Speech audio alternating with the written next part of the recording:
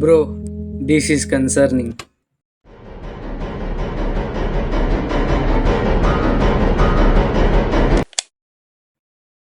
Steven Pladl अपनी बीवी को डिवोर्स देने के बाद अपनी बेटी केटी से शादी करता है। शादी के वक्त स्टीवन की मॉम एंड कैटी के मॉम एंड डैड दोनों वहीं पर थे। किसी ने कुछ नहीं कहा।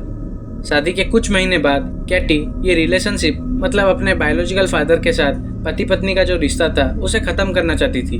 तो स्टीवन मतलब उसका बायोलॉजिकल फादर अपनी दोनों बेटियों को मार देता है।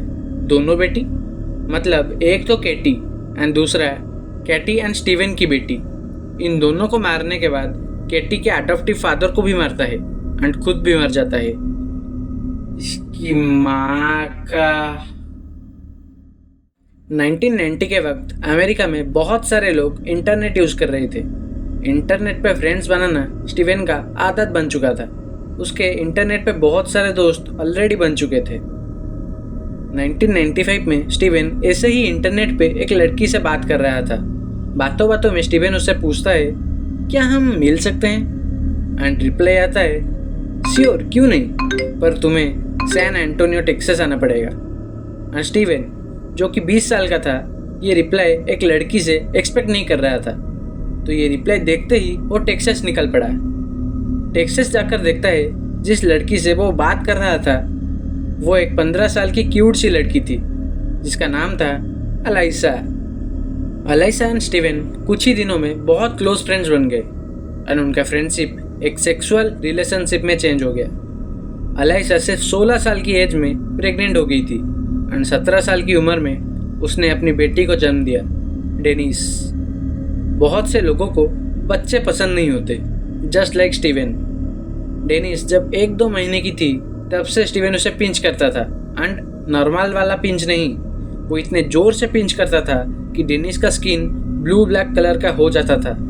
अलाइसा के मना करने के बाद भी स्टीवन अपनी बेटी के साथ ये करता था।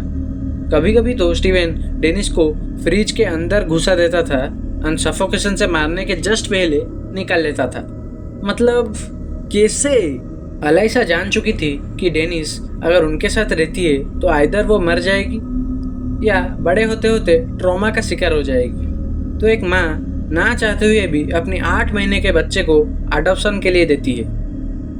एंथोनी एंड केली फुस्को ये दोनों डेनिस को अडॉप्ट कर लेते हैं एंड न्यू पेपर्स बनवाया जाता है। ये याद रखना, ये इम्पोर्टेंट है।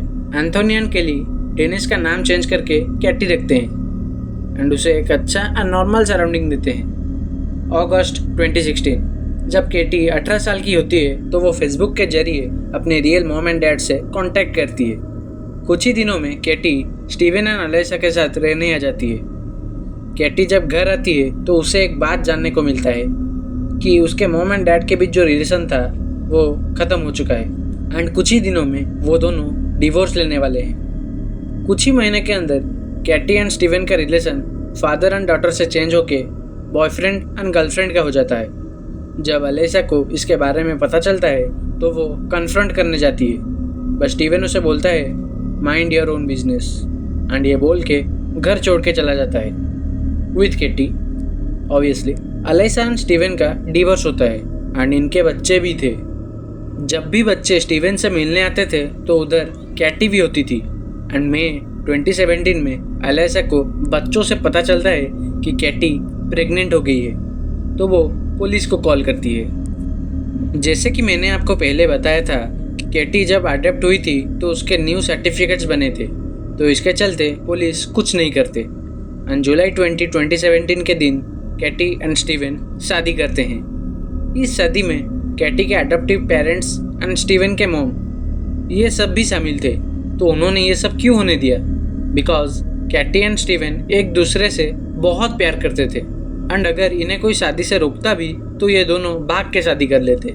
तो ये सब गलत होते हुए भी तो सबने इनको सपोर्ट किया एंड स्टीवन एंड केटी की बेटी बेनेट सितंबर 2017 में जन्म लेती है। पर अलाइसा इस बार पुलिस को प्रूफ के साथ ये बताती है कि ये दोनों बाप बेटी है।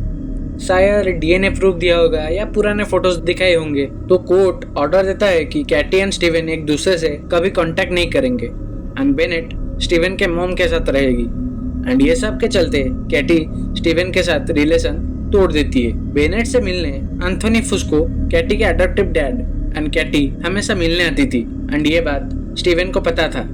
तो अप्रैल 11, 2018 के दिन स्टीवन अपनी बेटी बेनेट को सफोकेशन से मार देता है एंड उसके अगले दिन जब कैटी एंड एंथोनी बेनेट से मिलने आते हैं तो स्टीवन उन दोनों को भी मार देता है एक एयर गन से एंड फिर अपने मॉम को कॉल करके बताता है कि मैंने इन तीनों को मार दिया है एंड खुद को भी गोली मार देता है। मतलब भाई मैंने इतने सारे डैडी इशूज केस देखे हैं बट ये केस कुछ ज्यादा ही क्रिपी है। बट इससे भी ज्यादा क्रिपी एक और डैडी इशू केस है, एंड स्क्रीन में लिंक होगा, देख लेना। ऐसे कंटेंट आते रहेंगे। क्राइम रीज साइनिंग ऑफ।